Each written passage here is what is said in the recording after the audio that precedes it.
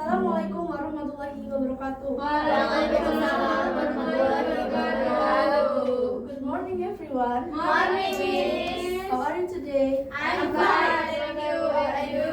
I'm fine too, thank you. Okay. Before we start our lesson today, it's better for us to take pray first. Syafa, please lead your friends to pray. Everyone pray begin. Finish. Okay, anyone absent today? No. Alhamdulillah, so all of you in a good condition. Today we are going to learn about analytical exposition text. Anyone knows what is analytical exposition text? No. If you don't know, I will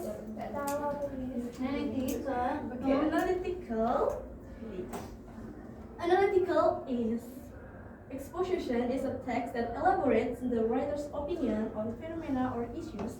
It's a type of argumentative text. Jadi, analytical exposition itu menguraikan si penulis terhadap suatu kejadian atau isu-isu. Analytical exposition juga biasanya termasuk dalam jenis argumentative text. Okay, next about social function atau purpose. Rahma, please read this explanation. What is social function is to persuade the readers that the phenomena or issues are important or worthy to be discussed. Okay, thank you Rahma. Jadi tujuan dari analytical exposition ini untuk meyakinkan para pembaca terhadap kejadian atau isu-isu tersebut itu patut untuk dibahas gitu. Next about generic structure. Jadi kalau kita mau menulis analytical exposition itu harus mengikuti generic structure-nya. For the first, thesis or introduction, introducing the topic and indicating the writer position. Jadi maksudnya dalam tesis ini terdapat dalam paragraf 1. Biasanya di sini nih mengenalkan topik yang akan dibahas, kemudian menegaskan posisi si penulis. Maksudnya bagaimana menegaskan posisi penulis? Jadi penulis itu tuh setuju atau tidak terkait topik tersebut gitu. And then arguments or body biasanya terletak pada paragraf 2, 3, 4 dan seterusnya. Dalam argumen ini explaining the argument to support the writer's position. Biasanya penulis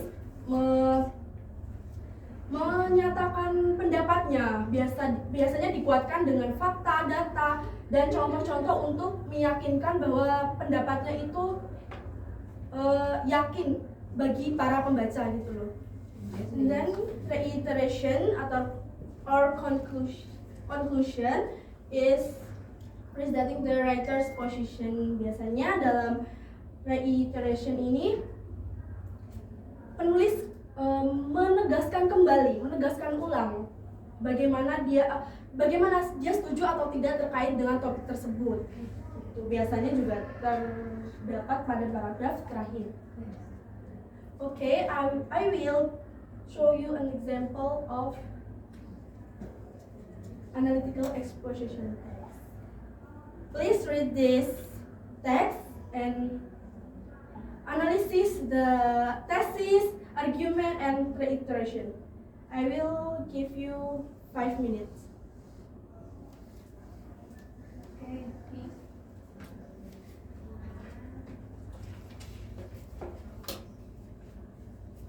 Enough? Enough, Miss. Oke, tesisnya yang paragraf berapa?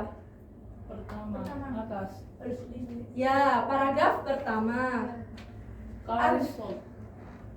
Argumentasinya paragraf 2, 3, 4. And the last is reiteration, ya, or conclusion. Oke, kenapa paragraf pertama itu tesis? Kenapa? Paragraf. Ya, di sini juga penulisnya itu meyakinkan pembacanya cars should be banned in the city. Dia itu membuat pernyataannya bahwa cars ini harus ditiadakan di kota. Kenapa? Nah, penulisnya ini memberikan alasannya di argumentation. For the first, cars as well know contribute to most of the pollution, and secondly, the city is very busy, and then thirdly, cars are very noisy. Di sini ada 3 alasan berarti ya, penulisnya memberikan contoh untuk menguatkan argumennya. Benar, paham? Paham. Oke, dan reiteration di sini penulisnya itu mengumpulkan alasannya tanpa menambahkan tambahan, merangkum ide utama tanpa menambahkan sesuatu, menambahkan informasi benar. Oke, ada pertanyaan? No. It's clear? Clear. Okay, it's clear. I will make a group and I will give you exercise. Okay.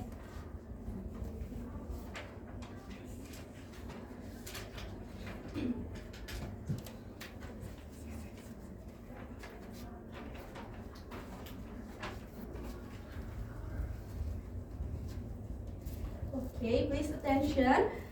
Read the homeschooling text and you identify the thesis, argument, and reiteration, and then you support your analysis with reason.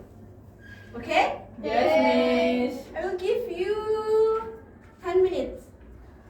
Okay? Yes.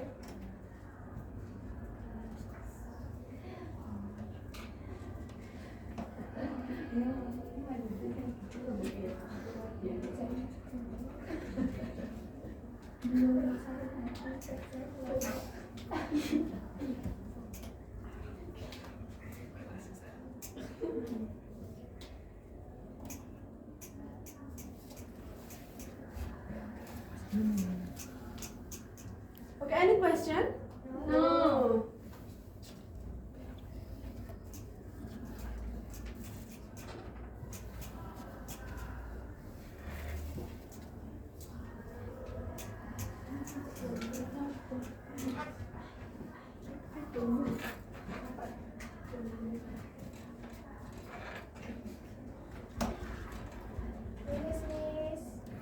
Finish, Miss. Finish, Miss. Miss, finish. Sudah. Gimana Ziza kesulitannya? Semuanya Miss katanya. Aiza nakal, Miss. Dan pulang. Oke, siapa ya? Sudah? Sudah. Yes. Miss. Siapa yang presentasikan dulu jawabannya? Ziza. Ziza, maju. Please come forward. Yes, Miss. Tapi aku gak mau. Ziza nakal, Miss. Oke. Jadi dalam teks homeschooling ini tesisnya berada dalam paragraf berapa? Paragraf 1, Miss. Kenapa tesisnya dalam paragraf pertama? Alasannya apa? Karena di paragraf pertama penulis itu menyatakan pendapat untuk menolak sistem homeschooling sebagai sistem pendidikan terbaik. Bener nggak? Bener, Miss. Iya. Terus selanjutnya untuk argumen. Iya. Di paragraf 1, 2, sama 3. Oke, untuk yang paragraf pertama, kenapa kamu bisa menyebutnya argumen? Karena kurangnya homeschooling dari proses belajar sama pembelajaran di sekolah mencakup lebih dari sekedar materi, yaitu pengalaman langsung. Oke, selanjutnya yang argumen kedua itu kenapa? Kurangnya interaksi sosial pada siswa homeschooling. Oke, bener nggak jawabannya? Bener, Yes. betul. Give applause. Oke, next group. Oke, Rahma, please come forward.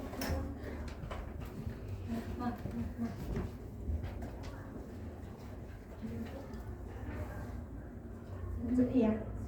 Argumen 2 sama 3. Argumen 3 itu karena penulis berpendapat bahwa metode homeschooling membuat anak kurang siap menghadapi dunia nyata yang kompleks. Sama nggak jawabannya sama kelompok 1? Sama. Oke. Berarti benar ya? Yes. Oke. Yes, Miss. Jelas berarti? Reiteration. Kenapa? Itu karena penulis menegaskan kembali homeschooling bukan sistem terbaik. Terus tidak menambahkan informasi baru, hanya memperkuat posisi penulis. Oke, 2+.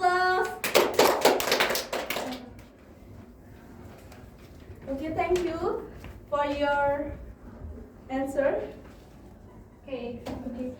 Any question? No, Miss.